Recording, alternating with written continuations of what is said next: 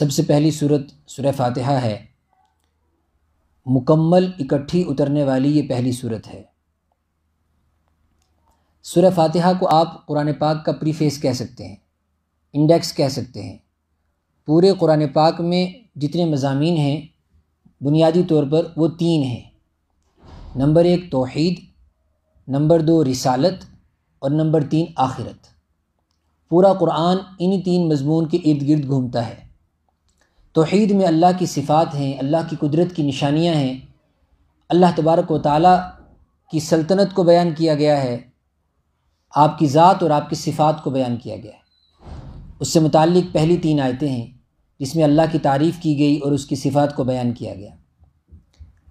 اور دوسرے نمبر پر آخرت کا معاملہ بڑا اہم ہے، مالک یوم الدین کے اندر اس کو ذکر کیا گیا کہ اللہ کی ذات بڑی ہے، اس کی صفات بڑی ہیں، وہ رحیم بھی ہے، رحمان بھی ہے، لیکن اس کی رحمت سے کوئی دھوکہ نہ کھائے اور اس کی رحمت کا کوئی ناجائز فائدہ نہ اٹھائے۔ مالک یوم الدین، ایک دن آئے گا جس دن وہ اپنے نافرمانوں پر رحم نہیں کرے گا۔ رحمان کہتے ہیں اس کو جو نافرمانوں پر بھی رحم کرتا ہے، فرما برداروں پر بھی رحم کرتا ہے، لیکن دنیا کے اندر ان کو رزق دیتا ہے، گناہوں کی وجہ سے، کفر کی وجہ سے ان کا رزق چھینتا نہیں ہے۔ اور رحیم کہتے ہیں جو آخرت میں بہت مہربانی کرے گا لیکن صرف فرما برداروں کے اوپر، نافرمانوں کے اوپر مہربانی نہیں کرے گا۔ اور اس کے بعد تیسرا مضمون ہے رسالت کا، جس میں اللہ تبارک و تعالیٰ نے یعنی رسول پاک صلی اللہ علیہ وسلم کی رسالت اور جو اللہ نے پیغام بھیجا ہے اس کو ایک کردار کی شکل میں بیان کیا گیا ہے، اسی کا نام ہے رسالت۔ اور وہ حسین کردار ایک تو نبی کے اندر ہوتا ہے، اور نبی کے بعد نبی کے متبعین جو صحابہ ہوتے ہیں یا تابعین ہوتے ہیں یا علماء اور صلحاء لوگ ہوتے ہیں، نیک لوگ ہوتے ہیں ہر زمانے کے، وہ کردار ان لوگوں میں منتقل ہوتا ہے، وہی رسالت کا کردار ہوتا ہے۔ اسی کو کہا صراط الذین انعمت علیہم، ان لوگوں کا راستہ یعنی ان لوگوں کا کردار عطا فرما جن پر تو نے انعام کیا، اور وہ انبیاء ہوتے ہیں اور ان کے متبعین ہوتے ہیں۔ اور ساتھ ساتھ یہ بھی بتا دیا کہ دیکھو کردار 2 طرح کے ہیں، ایک وہ جو رسالت اور نبوت نے پیش کیا اللہ کے رسول صلی اللہ علیہ وسلم کی سیرت میں اور آپ کے صحابہ کی سیرت میں، اور دوسرا وہ جو ہر زمانے کے فاسق اور فاجر پیش کریں گے، ہر زمانے کے مغضوب علیہم ولا یہود اور نصارہ پیش کریں گے، مشرکین پیش کریں گے، جو قرآن کے مقابلے میں اور رسول پاک صلی اللہ علیہ وسلم کی رسالت کے کردار کے مقابلے میں لایا جائے گا، ان سے ہوشیار رہنا ہے، غیر المغضوب علیہم، اس راستے پر نہیں چلنا ہے۔ اس کے بعد سورت شروع ہوتی ہے سورہ بقرہ۔ سورہ بقرہ کے اندر، بقرہ کہتے ہیں گائے کو، چونکہ اس میں گائے کا ایک تذکرہ ہے جس کو حضرت موسیٰ علیہ السلام کے زمانے میں ان کی قوم کو ذبح کرنے کا حکم دیا گیا تھا، وہ واقعہ بیچ میں آیا ہے، اسی کی مناسبت سے سورہ بقرہ کہہ دیا گیا۔ سورہ بقرہ کے اندر مختلف مضامین ہیں۔ موٹے طور پر شروع کے اندر اس میں 3 جماعتوں کا تذکرہ کیا گیا ہے۔ ایک وہ جماعت جو اللہ تبارک و تعالیٰ کی فرمانبرداری کرنے والی یعنی مومن ہے، اور دوسری وہ جماعت جو اللہ کی نافرمانی کرنے والی یعنی کافر ہے، اور تیسری وہ جماعت جو اپنے آپ کو ظاہر تو کرتی ہے فرمانبردار لیکن حقیقت میں در پردہ وہ فرمانبردار نہیں ہے، وہ اللہ، اس کے رسول اور اس کے دین اور دینداروں کو دھوکہ دیتی ہے۔ پہلی جماعت کا تذکرہ بھی مشکل سے 4 آیتوں کے اندر کیا گیا، دوسری جماعت کا تذکرہ 2-3 آیتوں کے اندر کیا گیا، اور تیسری جماعت کا تذکرہ تقریباً 13 آیتوں کے اندر کیا گیا تفصیل کے ساتھ۔ میں چند آیتیں اس میں سے بھی عرض کروں گا، اور اس کے بعد آگے چل کر پھر بنی اسرائیل جو یہودی ہیں ان کا تذکرہ کیا گیا بڑی تفصیل کے ساتھ، اور وہ ساری برائیاں جو بنی اسرائیل کے اندر پائی جاتی تھی اس قرآن پاک میں ذکر کی گئی۔ کیوں؟ اس لیے کہ یہ امت باخبر رہے، کہیں وہ غلطیاں دوبارہ نہ کر بیٹھے جو بنی اسرائیل نے کی اور اللہ کے عذاب کا مستحق ہوئی۔ اگر یہ امت وہ غلطیاں دوبارہ دہرائے گی تو وہی نتائج دیکھے گی جو نتائج بنی اسرائیل نے دیکھے۔ اور رسول پاک صلی اللہ علیہ وسلم نے فرمایا کہ بنی اسرائیل کے لوگوں نے جو حرکتیں کی، میری امت میں ایسے لوگ آئیں گے یقیناً وہی حرکتیں دوبارہ دہرائیں گے، یہاں تک کہ نعوذ باللہ اگر ان میں سے کسی نے اپنی ماں کے ساتھ بدکاری کی ہوگی تو اس امت میں بھی ایسا کوئی بدبخت ہوگا جو ایسا کام کرے گا۔ تو بار بار اس سورہ بقرہ کے اندر شروع میں بنی اسرائیل کی ان بڑی خرابیوں اور بڑی برائیوں کا ذکر کیا گیا۔ اگر موقع ہوگا تو انشاءاللہ کچھ اس میں سے سنیں گے۔ پہلی جماعت مومنوں کی جماعت، ان کی کچھ موٹی صفات بیان کی۔ الذین یؤمنون بالغیب، پہلی صفت یہ کہ وہ سب کچھ بن دیکھے مانتے ہیں۔ یہ صفت سب سے پہلے ذکر کی گئی، بظاہر نظر نہیں آتا کہ یہ کون سی اتنی بڑی صفت ہے، یہ بہت بڑی صفت ہے، اور آج کے اعتبار سے تو بہت ہی زیادہ ہے، اس لیے کہ آج وہ زمانہ چل رہا ہے جو تشکیک میں ڈالنے والا، شک میں ڈالنے والا، آپ کے ایک ایک عقیدے کو لے کر اس طریقے کی باتیں کی جائیں گی، گویا کہ توحید، گویا کہ اللہ کے رسول صلی اللہ علیہ وسلم کی رسالت، گویا کہ آخرت، جنت اور جہنم کچھ بھی نہیں ہے۔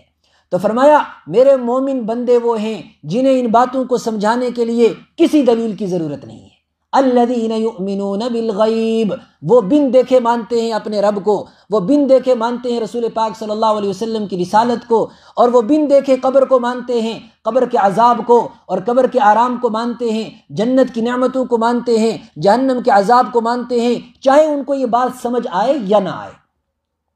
حضرت رسول پاک صلی اللہ علیہ وسلم نے مکہ کے لوگوں کے سامنے جب معراج کا واقعہ پیش کیا تو مکہ کے لوگوں نے بڑی عجیب نظر سے دیکھا، اور ساروں نے جا کر حضرت ابوبکر صدیق رضی اللہ تعالیٰ عنہ کو فرمایا دیکھو تمہارے ساتھی آج ایسی ایسی باتیں کر رہے ہیں۔ حضرت ابوبکر نے فرمایا اگر میرے ساتھی محمد عربی صلی اللہ علیہ وسلم ایسا کہہ رہے ہیں تو یقیناً ایسا ہوا ہوگا۔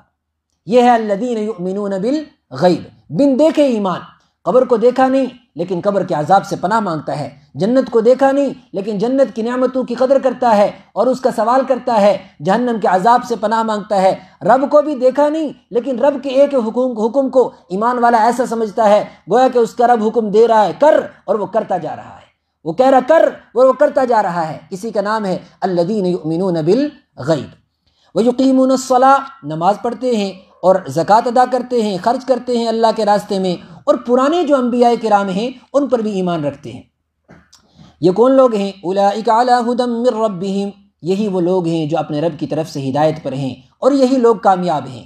اور جو ہر چیز میں لاجک تلاش کرے، آج انسان کا مزاج ایسا ہو گیا، میٹیریل کی دنیا میں پہنچنے کے بعد اب ہر انسان شریعت کے ہر حکم کو لاجک پر تلاش کرتا ہے، اس کے پیچھے ریزن کیا ہے، اس کے پیچھے ریزن کیا ہے؟ اس کے پیچھے کوئی ریزن نہیں ہے سوائے اس ریزن کے کہ اللہ تبارک و تعالیٰ نے حکم دیا ہے۔ مثال کے طور پر مکہ کے لوگوں نے قرآن کے سامنے یہ اعتراض کیا کہ یہ سود سے کیوں قرآن نے منع کیا، ابھی آئے گا وہ بیچ میں، سود سے کیوں منع کیا؟ سود بھی تو ایک بزنس ہے، ہم دوسرے طریقے سے بزنس کرتے ہیں تو ہم پیسے سے بزنس کریں، تو سود بھی تو ایک بزنس ہے۔ اللہ تبارک و تعالیٰ نے اس کی خرابیاں دوسری جگہوں پر بیان کی، احادیث کے اندر بھی آئی، لیکن اس جگہ پر جو جواب دیا گیا وہ لاجک نہیں بتایا گیا، سیدھا ایک جواب دیا گیا، سود اور ربا اور بزنس یہ ایک کیسے ہو سکتے ہیں؟ احل اللہ البیع وحرم الربا، ایک تو حلال ہے اور ایک حرام ہے، دونوں ایک کیسے ہو سکتے ہیں؟ بجائے اس کے کہ کوئی ریزن دیا جاتا، جواب کیا دیا گیا کہ ایک حلال ہے اور ایک حرام ہے۔ حلال اور حرام ایک جیسے کیسے ہو سکتے ہیں؟ جس کو اللہ نے حلال کیا ساری دنیا مل کر اس کو حرام نہیں قرار سکتی، اور جس کو اللہ نے حرام کیا ساری دنیا اس کے فوائد بتا کر اس کو حلال نہیں قرار دے سکتی۔ تو اسی کا نام ایمان ہے کہ انسان اللہ تبارک و تعالیٰ کے ہر حکم کو مانے اور بغیر کسی لاجک کے اور بغیر کسی عقلی دلیل کے۔ دوسری جماعت جو اللہ کے نافرمان ہیں اور جنہوں نے یہ ٹھان لی ہے کہ ہم نہیں مانیں گے، اللہ نے فرمایا چھوڑ دو ان کو حال پر، ختم اللہ علی قلوبہم وعلی سمعہم، ان کے دلوں پر اور ان کے کانوں پر اور ان کی سماعت پر، سب چیزوں پر اللہ نے مہر لگا دی ہے، ان کے اوپر ڈھکن پڑ گیا ہے، اب یہ کبھی کھلے گا نہیں۔ لیکن اس کا مطلب یہ نہیں کہ امت ان کو دعوت نہ دے، ان کے لیے راستے ہمیشہ کھلے رکھے جائیں گے، راستے کھول دیے جائیں گے، جس کو بات سمجھ آئے وہ واپس پلٹ جائے اپنے رب کے راستے کی طرف۔ اور تیسری وہ بد نصیب جماعت جو اپنے آپ کو ظاہر کرتی ہے مومن، جو اپنے آپ کو ظاہر کرتی ہے متبع سنت، لیکن در حقیقت ایسا ہے نہیں، اور وہ کیا کرتے ہیں؟ وہ زمانے میں صرف فائدہ اٹھانا چاہتے ہیں، وہ پردے میں کچھ اور کرتے ہیں، ظاہر کچھ اور کرتے ہیں۔ اللہ تبارک و تعالیٰ ان پر بڑا غضب نازل کرتے ہیں، اللہ تبارک و تعالیٰ ان کو بڑی سخت سزا کی وعید سناتے ہیں، اور ان کو فرماتے ہیں تم جو ایمان کے بیس میں، تم جو ظاہری شکل کے بیس میں اندر کفر چھپائے ہوئے ہو، نفاق چھپائے ہوئے ہو، ظاہر میں محبت کا اظہار کرتے ہو، در حقیقت اتباع اور اطاعت اور فرما برداری نہیں کرتے ہو، ایسا لگتا ہے یخادعون اللہ ورسولہ، تم اللہ اور اس کے رسول کو دھوکہ دے رہے ہو۔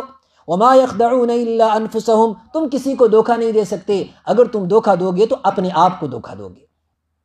اور یہ جو طبقہ ہے بیچ میں جو اپنے آپ کو ظاہر مسلمان کرتا ہے لیکن در حقیقت کسی اور سے محبت کرتا ہے، در حقیقت کسی اور کے کلچر اور تہذیب سے محبت کرتا ہے، جب ان کو کہا جائے بھئی پکے سچے مسلمان کیوں نہیں بنتے ہو، کیوں نہیں حقیقی متبع سنت بن جاتے ہو، کیوں نہیں وہ کلچر اور تہذیب اپنا لیتے، کیوں نہیں وہ کتابیں پڑھتے جو اللہ کے رسول نے بتائی، جو وہ احادیث پڑھتے جو اللہ کے رسول نے دی، اور اس کتاب کو کیوں نہیں حاصل کرتے جو اللہ نے اتاری، ویسا ایمان کیوں نہیں لاتے جیسے پکے سچے مومن ہوتے ہیں جو قرآن کو سمجھنے والے، سیکھنے والے اور سنت پر عمل کرنے والے ہوتے ہیں، آپ کیوں نہیں ایسے بن جاتے؟ تو کیا کہتے ہیں؟ کہتے ہیں وَإِذَا وہ یہ کہتے ہیں وَإِذَا قِيلَ لَهُمْ لَا تُفْسِدُوا فِي الْأَرْضِ قَالُوا إِنَّمَا نَحْنُ مُصْلِحُونَ، وہ کہتے نہیں، ہم جس طریقے سے زندگی گزار رہے ہیں یہی طریقہ زندگی گزارنے کے بہتر ہے، اس میں بڑے فائدے ہیں، ہم دنیا کو بھی فائدہ پہنچاتے ہیں اور اپنے آپ کو بھی فائدہ پہنچاتے ہیں۔ اور جب ان سے کہا جاتا ہے آمنوا کما آمن الناس، تم نیک لوگوں کی طرح پکے سچے مومن بن جاؤ، تو کہتے ہیں انؤمن کما آمن السفہاء، کیا ہم ایسے مومن بنے جیسے بیوقوف ہیں؟ یہ تو بیوقوف لوگ ہیں، ہر چیز اپنی ویزیبل کر دیتے ہیں، بالکل ایکسپوز ہو جاتے ہیں۔ یہ زمانہ ایکسپوز ہونے کا نہیں ہے، یہاں تو چھپ چھپ کے چلنا پڑتا ہے۔ فرمایا ایمان تو ایکسپوز ہو کے ہی رہتا ہے اور سنت تو ایکسپوز ہو کے ہی رہتا ہے۔ جو اپنے آپ کو چھپا کر رکھے گا وہ اپنے آپ کو منافق بنا کے رکھے گا۔ اور زندگی کیسے گزارے گا؟ فرمایا یکاد البرق یخطف ابصارہم، یہ تھوڑی سی روشنی دیکھتے ہیں کہ روشنی کدھر ہے، جہاں روشنی ملتی ہے وہاں چل پڑتے ہیں اور جہاں روشنی بجھ جاتی ہے وہاں رک جاتے ہیں۔ کلما اضاء لهم مشوا فیہ، جب جب ان کو روشنی دکھتی ہے یہ چل پڑتے ہیں، اور جب جب ان کو اندھیرا دکھتا ہے قاموا، یہ کھڑے ہو جاتے ہیں۔ اس کے بعد اللہ تبارک و تعالیٰ نے اور یہ کردار بیان کرنے کے بعد آگے چل کر ایک حسین کردار حضرت آدم علیہ السلام کا پیش کیا کہ اگر مومن بننا ہے تو پکے سچے مومن بنو، منافق مومن نہ بنو، ویسے مومن بنو جیسے کہ حضرت آدم علیہ السلام کی اللہ نے عزت رکھی۔ اور آدم علیہ السلام کو جو عزت اللہ نے فرشتوں میں دی وہ صرف اسی مومن کو ملے گی جو حقیقی مومن بنے گا، اور جو اپنے ایمان کو چھپا کر اور کردار کسی اور کا اپنائے گا اور ظاہر کچھ اور کرے گا، اللہ تبارک و تعالیٰ وہ عزت نہیں دے گا جو حضرت آدم علیہ السلام کو فرشتوں کے درمیان دی۔ وہ تفصیلی واقعہ آدم علیہ السلام کی پیدائش کے بعد جو فرشتوں نے مکالمہ کیا اس کو تفصیل سے ذکر کیا، 2-3 منٹ میں 2-3 آیتیں اور کریں گے۔ اس کے بعد پاؤ پارے کے بعد بنی اسرائیل کی ان باتوں کا تذکرہ کیا گیا کہ وہ کیا جرائم کرتے تھے جو اس امت کو نہیں کرنے ہیں۔ فرمایا سب سے پہلا جرم یہ تھا کہ وہ ناقدرے تھے، وہ ناشکرے تھے، جو نعمتیں اللہ نے ان کو دی تھی ان کی کبھی قدر نہیں کرتے تھے۔ تو اللہ نے فرمایا یا بنی اسرائیل، اے بنی اسرائیل، اے اسرائیل کے بیٹو، اذکروا نعمتی التی انعمت علیکم، اس نعمت کو یاد رکھو جو میں نے تمہیں دی ہیں۔ کیسی کیسی نعمتیں؟ ظللنا علیکم الغمام، جب دھوپ لگی تو اللہ نے بادلوں سے سایہ کیا، اور وانزلنا علیکم المن والسلوى، جب بھوک لگی تو من و سلوہ جنت کا کھانا کھلایا، اور جب پیاس لگی تو پتھروں سے پانی کے چشمے نکال کر، اور جب دشمن پیچھے تھا اس کے بعد کیا ہوا؟ جب دشمن پیچھے تھا تو دریائے نیل سے راستے نکال کر پار کرایا، اور جب شریعت کی ضرورت تھی کوہ طور پر بلا کر شریعت عطا کی، کتاب عطا کی، لیکن وہ سب نعمتیں بھول گئے۔ اور انہوں نے کیا کیا؟ فرمایا لا تشتروا بآیاتی ثمنا قلیلا، رب کی آیتوں کو کم قیمت پر بیچ دیا۔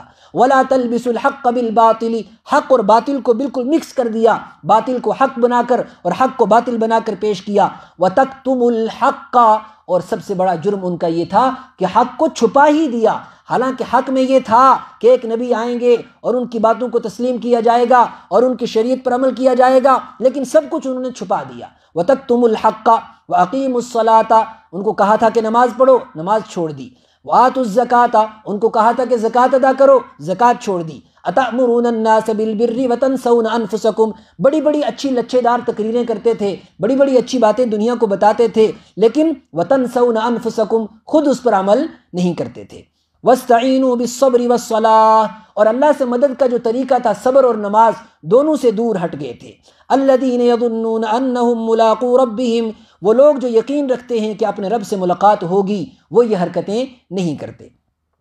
تفصیل سے وہ نعمتیں جو اللہ نے ان کو دی اور اس کے بعد جو ان پر انعامات کیے وہ اللہ تبارک و تعالیٰ نے ذکر کیا، اور کیسے کیسے انہوں نے بدعہدی کی۔ اللہ نے انہیں اریحہ شہر میں عاجزی اور انکساری کے ساتھ داخل ہونے کا حکم دیا، وہ بڑے تکبر کے ساتھ اکڑ کر گئے۔ اس پر اللہ تعالیٰ نے فرمایا جب انہوں نے حد کر دی نافرمانیوں کی، جب انہوں نے حد کر دی اللہ سے سوالات کرنے کی اور ناقدری کی، تو پھر کیا ہو گیا؟ ان کے دل سخت ہو گئے۔